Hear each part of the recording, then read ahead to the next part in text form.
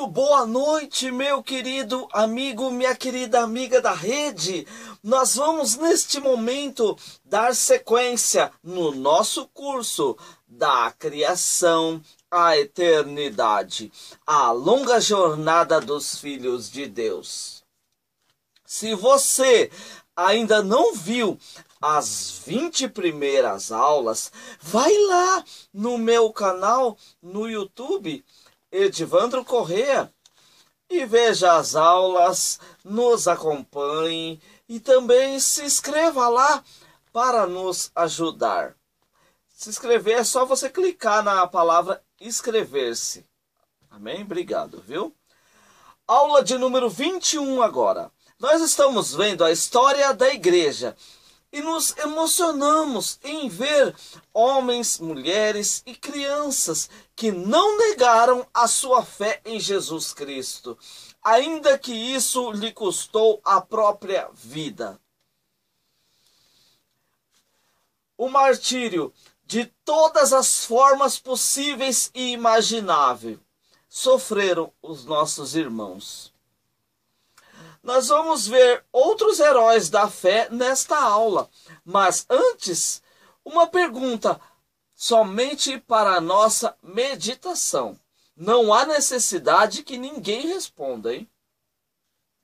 Eu quero pedir a você que agora você se imagine vivendo como um cristão que você é hoje no ano 221 depois de Cristo. No século 3. Você seria capaz de dizer: eu sou de Jesus Cristo até a morte? Você não negaria o Senhor, ainda que isso lhe custasse a própria vida? Não responda, hein? Isto é apenas para que eu e você possa se avaliar junto ao Pai, que já nos conhece e sabe do nível de comprometimento e de intimidade que nós temos com Ele. Amém, meus queridos? Somente ore a Deus e medite do seu nível de comprometimento com Ele.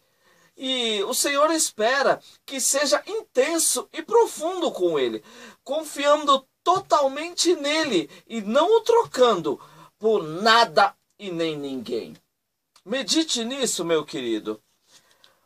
Coloque lá você naquele tempo das perseguições e avalie o seu nível. Eu vou fazer isso, porque eu preciso me avaliar.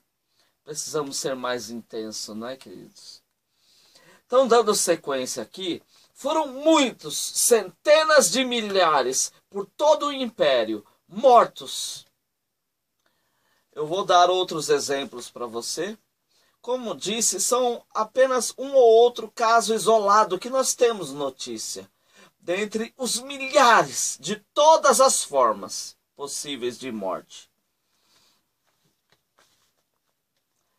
Duas mulheres aqui de Deus que eu vou citar, o nome delas é Perpétua e Felicidade. Felicidade era a serva e estava grávida. Então, pela lei, ela não podia morrer martirizada. E Perpétua, ela era a senhora, a patroa da Felicidade. Então, elas foram presas e, a ponto de ser martirizada, Perpétua recebeu a visita do próprio pai. E ele disse a ela: negue a esse Jesus e vamos embora daqui, o seu filho te espera em casa. E Perpétua respondeu: meu querido pai, pode um copo d'água deixar de ser um copo d'água? Eu também não posso deixar de ser uma cristã. Aleluia! Que firmeza, que posição forte e firme da nossa irmã Perpétua, né?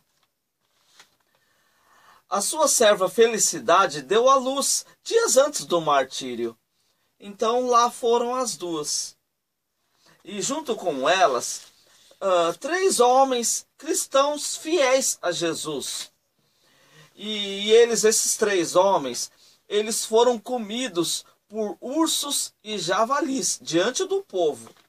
E depois as duas amigas, Perpétua e Felicidade. Dentro do estádio, elas foram atacadas, jogadas por um lado e por outro lado, por um touro bravo. E todo o povo que lá estava vendo aplaudia, dava risada, e era uma festa ver o sofrimento das nossas irmãs. É muito difícil, né, irmãos, ver isso, mas é o exemplo para nós. Bravas irmãs que adoraram o Senhor na morte. Quando elas não aguentavam mais, uma delas falou ao soldado: "Eu não aguento mais." E aí veio o soldado e acabou de matar a nossa querida irmã. Veja só que exemplo maravilhoso para nós de compromisso, de fidelidade a Deus. Teve um outro caso muito marcante. Os 40 soldados de Sebaste. Eles eram convertidos a Jesus verdadeiramente. E eles foram obrigados em uma madrugada, nus. Eles tiveram que entrar num lago gelado. E de fora, os algozes se esquentavam numa fogueira, vendo-os morrer de frio. Então, um daqueles 40 não aguentou e levantou a mão e disse: "Eu nego a Jesus." E saiu d'água. E aí ele estava livre e foi se esquentar. Então, ao ver os 39 restantes lá naquele lago, morrendo aos poucos, o líder soldado que estava se aquecendo lá na fogueira, ele tira a própria roupa e entra na água com os outros e diz: "Senhor, me perdoe, eu reconheço Jesus Cristo como meu Senhor e Salvador." Aleluias. Pela manhã, os 40 servos fiéis a Jesus estavam mortos. Homens e mulheres desamparados, aflitos, maltratados. Homens e mulheres dos quais o mundo não era digno de tê-los. Isto sim é que era a grande verdade. Fiéis, totalmente fiéis. Para você ter uma ideia, fui encontrado em Roma e na Capadócia galerias subterrâneas enormes, de muitas centenas de quilômetros, debaixo da terra.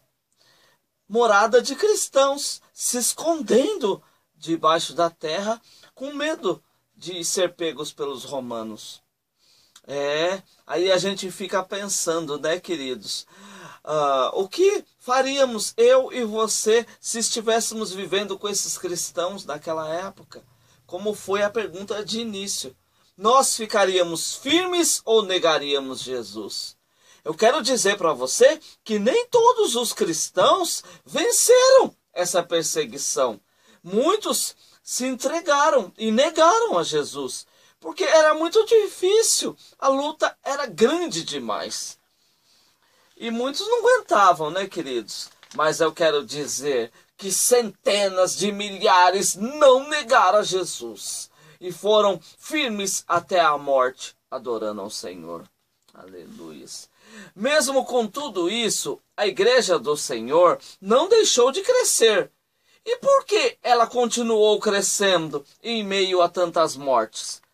Primeiro, pelo poder que há no Evangelho de Jesus Cristo. Segundo, pela ação do Espírito Santo no meio dos servos. Terceiro, os incríveis testemunhos dos fiéis cristãos na vida e na morte. Isso só multiplicava os cristãos. Quarto, o amor que havia ao próximo, a solidariedade, a comunhão entre os irmãos cristãos, a união da igreja invisível. tudo isso, na época, fez com que ele se fortalecesse e fez deles unidos. É justamente o que nós não vemos no dia de hoje. Uma igreja dividida, cada um vivendo do seu jeito, não se importa com o próximo, não são solidárias. Isso não era para ser assim. E aí nós vemos uma igreja fria e dividida. Isso é triste, lamentável, queridos. E que exemplo eles foram para nós, né? Se nós acharmos que hoje é difícil pregar o evangelho e ganhar vidas para Jesus, nossos irmãos do passado também sofreram muito. Veja os absurdos que o povo do mundo achava que os cristãos eram. Eu vou falar para você. Primeiro, eles achavam que ser cristão era coisa de pobre e de inferiores. Segundo, eles achavam que ser cristão era ser canibal. Que absurdo, queridos. Por quê? Porque os cristãos diziam que comiam carne humana. Ou seja, na verdade, era a carne e o sangue de Cristo na ceia, na Santa Ceia. E os povos do mundo achavam que eles comiam a carne dele. Mas não. Era o pão e o vinho que era representado o corpo e o sangue de Cristo. Terceiro, o mundo achava que os cristãos praticavam incesto, ou seja, eles se casavam com as irmãs, né? Mas não era isso. Os cristãos se casavam com as irmãs na fé em Jesus e não as irmãs genéticas, né? E eles achavam que cristão praticava incesto. O quarto, eles diziam que os cristãos, eles não eram patriotas. Porque os cristãos, eles não participavam de festas pátrias. Também lá só tinha a adoração ao imperador e aquele monte de ídolos e deuses gregos. Então os cristãos não participavam dessas festas pátrias, né? E eram tidos como não patriotas. O quinto ponto, o mundo achava que os cristãos eram antifamiliares, ou seja, eles largavam a família pelo seu Deus. E eles não negavam a Jesus para estar com a família. Nós vimos o exemplo ainda há pouco da Perpétua, né? Que recebeu a visita do seu pai antes do martírio e ela não aceitou ir com o pai.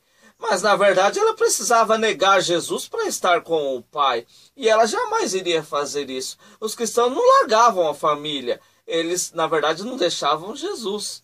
E eles achavam que eles eram antifamília. O sexto, o mundo achava que os cristãos eram ateus. Por quê? Porque eles criam num Deus invisível. Lá no Império Romano, eles eram acostumados a ter um monte de imagem de deuses gregos, né? E aí vem os cristãos adorando um Deus invisível, que ninguém via a imagem, e eles eram tidos como ateus. Que absurdo esses pontos de vista do povo do mundo, né? Bem, o Império Romano, ele era cheio de religiões e deuses gregos. Isso tinha por toda a parte do Império. Imagens de Zeus, de Júpiter e muitos outros. Havia um templo grandioso em Éfeso, uma das 7 maravilhas do mundo antigo. O templo de Diana, que era a deusa em romano, e em grego era Artemis. Em Corinto, então, Paulo viu e viveu por um tempo lá. E havia lá um templo à deusa Afrodite, a deusa da fertilidade. Nesse templo, mulheres serviam como sacerdotisa prostitutas. Imagina que coisa terrível que acontecia nesse templo. Era uma cidade complicada e Paulo viu e pregou lá. Então, no Império, toda forma de culto a deuses era liberado. O problema que os cristãos enfrentavam era que os cristãos eram exclusivistas, ou seja, os cristãos só adoravam a Jesus. Já os povos, eles adoravam tudo que aparecia para adorar. Eles dançavam conforme a música. Chegava o imperador, eles adoravam. Chegava um ídolo, eles adoravam. Mandava alguém adorar um poste, eles adoravam. Então, eles adoravam tudo que aparecia e mandavam adorar. Agora, os cristãos só adoravam a Jesus. Então, esse foi o problema que enfrentou os cristãos. E havia o lema na época, era assim: as religiões para o povo eram todas igualmente verdadeiras. Para os filósofos e intelectos, todas religiões igualmente falsas. Para o governo e as autoridades, todas as religiões eram igualmente úteis. Hoje também não é assim, amigos? Alguns dizem, o importante é o amor e ajudar o próximo. Todos os caminhos ou religiões levam a Deus. Muitos estudados intelectos dizem, todas as religiões são falsas. É um bando de fanáticos e enganadores. Não é assim que diz no mundo hoje? E para o governo, para as autoridades, todas as religiões são úteis. Então, é isso que se diz hoje, né? Nada se mudou debaixo do sol, né, queridos? O que pensavam, pensam no dia de hoje, né? Mas é tudo errado isso. Para piorar a situação, houve perseguições ao evangelho internamente também. Surgimento de seitas e heresias no meio dos cristãos. Exemplo, logo de cara veio um grupo de gnósticos. E eles diziam que Jesus não podia ser Deus. E a salvação viria pelo intelecto, pelo muito conhecimento. O líder desse movimento se chamava Marcion. Você sabia que até hoje existe um segmento gnóstico? Se arrastou por todo o tempo. Se a igreja não reagisse a essa seita gnóstico, ela poderia acabar com as verdades fundamentais da fé cristã, correndo o risco até de acabar com o cristianismo na terra. Mas a igreja pôde reagir a essas seitas. E como? Eu vou te dizer. Foi organizado o fechamento do cânon. Foi construído um documento chamado Credo, e firmando a doutrina dos apóstolos, e também com os concílios que houve durante os tempos.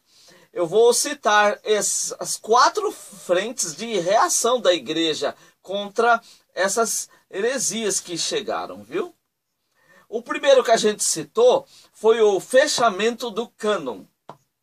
O que significa cânon? Vara de medir ou régua. Como vimos lá na aula 19, os livros do Novo Testamento, eles foram escritos entre 45 e 95 depois de Cristo. E as igrejas já usavam nos cultos e já os tinham como palavra de Deus. Mais à frente, no século 3 e 4, houve-se a necessidade de fechar o Novo Testamento, né, também por causa dessas heresias. E quais foram os critérios para unir os livros? Porque haviam muitos bons livros circulando no meio dos cristãos naquela época. E aí o primeiro critério foi a apostolicidade. O livro deveria ser escrito por um apóstolo ou um seguidor muito próximo deles. Foi o que aconteceu. O segundo requisito, o livro deveria bater com a tradição oral, o que disse Jesus e os apóstolos, que era passado de um irmão para o outro, né? E os livros deveriam bater com o que se falava. O terceiro, a universalidade. O livro, para entrar no cânon, deveria ser reconhecido por todas as igrejas cristãs pelo mundo, igrejas ortodoxas da época. Ou seja, as igrejas que tinham a doutrina firme dos apóstolos. O quinto critério, o livro não podia entrar em contradição. Uma contradição doutrinária e não conter heresias. Não poderia haver contradições doutrinárias. Um livro com o outro e também não poderia entrar em contradição contra o Velho Testamento, né? É claro. Chegando então o ano 397 depois de Cristo, houve-se o Concílio de Cartago e lá foi fechado o Novo Testamento, como ele está hoje e estará assim para sempre.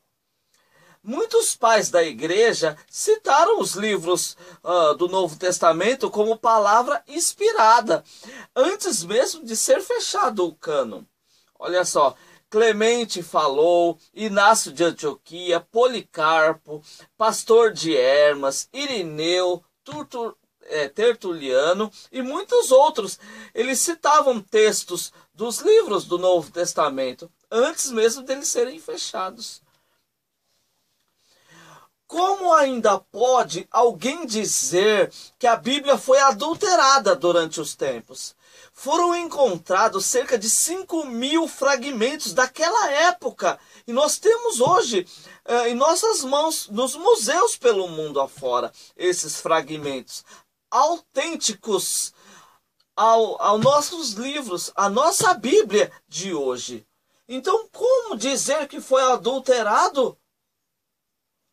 Lógico, nós não temos mais nenhuma carta original escrita pelos escritores do Novo Testamento.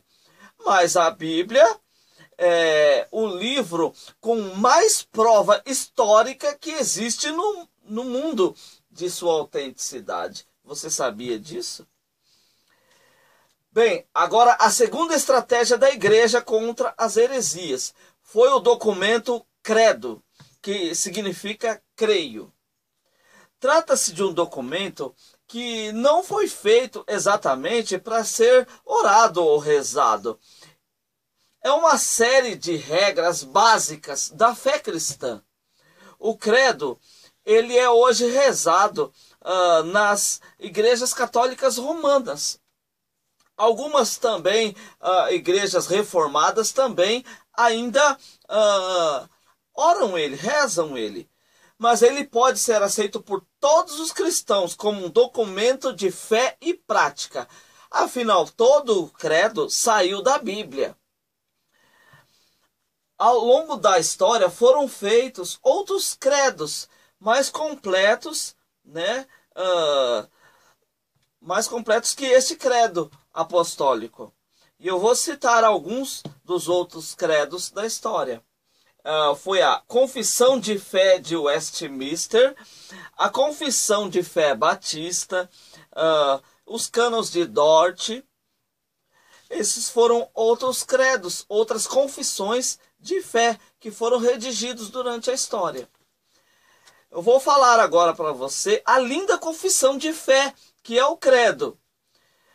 Mas antes eu vou explicar que a palavra católica que aparece no credo, ela não se refere à Igreja Católica Romana, porque a palavra católica quer dizer universal, ou a Igreja única em todo o mundo, ok?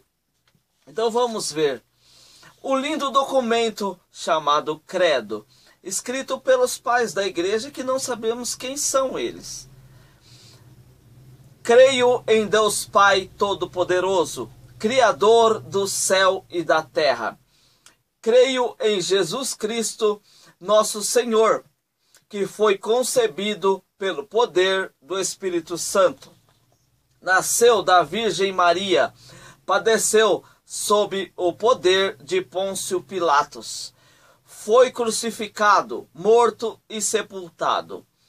Ressurgiu dos mortos ao terceiro dia, subiu aos céus, está sentado à direita de Deus Pai Todo-Poderoso, donde há de vir para julgar os vivos e os mortos.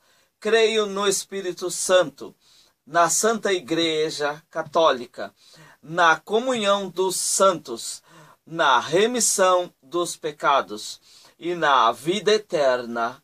Amém. Lindo, né? Esse credo. Ele é bem básico, mas ele é poderoso e fiel à palavra de Deus, né? Porque foi tirado de lá. E nós cremos nisso, em tudo isso. Amém? Glórias a Deus. Então houve a terceira força contra as heresias que se levantou. E foi firmar Jesus como firmamento, a pedra angular e a edificação da igreja na doutrina dos apóstolos. Com isso, estava guardada a doutrina e a fé cristã. Porém, sempre houve concílios, viu? Porque sempre se levantaram seitas, heresias, pessoas duvidando, né? Os concílios, nós já falamos sobre eles na outra aula, né? São reuniões que se juntava toda a liderança cristã, né, em um lugar, e lá eles conversavam e entravam num acordo sobre a doutrina e a fé cristã, combatendo assim as muitas heresias que se levantavam. Muito bem, seguimos então com os imperadores romanos que viveram naquela época, nesse período, viu? Após a morte do mau imperador Valeriano em 253, que ele foi até 268 depois de Cristo, depois reinou Galiano, depois Póstumo, que foi de 260 a 269, e Cláudio II, de 268 a 270 depois de Cristo. Aurélio, de 270 a 275 depois de Cristo. Também o imperador Tácito, de 275 a 276 depois de Cristo. E Probo, imperador, de 276 a 282 depois de Cristo. E em 284 se levanta Diocleciano, imperador. Podemos dizer que esse foi o último imperador das perseguições aos cristãos. Diocleciano, ele teve outros 4 imperadores junto com ele nesse período. Os seus nomes eram Galério, Maximiano e Constâncio Floro. Foram 10 anos de novas, terríveis perseguições aos cristãos. E aí nossos irmãos sofreram e morreram para adorar o Senhor. Então agora nós vamos dar uma parada nesta aula, né? E nós vamos concluir, se assim o Senhor permitir, na próxima semana, falando da última perseguição e de quando os cristãos foram livres da perseguição por Constantino, na próxima aula, tá? Que Deus o abençoe e o guarde. E até a próxima, se assim o Senhor permitir. Graças a Deus.